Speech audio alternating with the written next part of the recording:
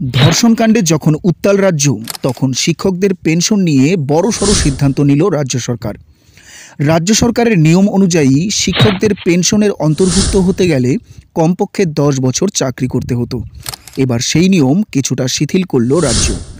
এদিন শিক্ষক দিবসের অনুষ্ঠানে বিকাশ ভবন থেকে রাজ্যের শিক্ষামন্ত্রী ব্রাত্য বসু ঘোষণা করেন, কোনো শিক্ষক শিক্ষিকার কর্মজীবন যদি 10 বছরের কমও হয়, তাহলেও শিক্ষা দপ্তরের ক্ষমতা প্রয়োগ করে তাকে অবসরকালীন পেনশনের আওতায় আনা হবে। কারো কর্মজীবন যদি 9 বছর 6 মাস হয়, তাহলে তাকে 6 মাস মার্জনা করা হবে। তবে সেক্ষেত্রে খতিয়ে দেখে তারপর সিদ্ধান্ত নেওয়া হবে। এর পূর্বে এ ব্যাপারে শিক্ষা দপ্তর কোনো প্রকার হস্তক্ষেপ করত না। শিক্ষক শিক্ষিকাদের বেশিরভাগ ক্ষেত্রেই সুবিচারের আশায় ছুটতে হতো সুপ্রিম কোর্টে। শিক্ষামন্ত্রীর ঘোষণার মধ্যে দিয়ে আপাতত স্বস্তি পেল রাজ্যের শিক্ষক শিক্ষিকাদের একাংশ।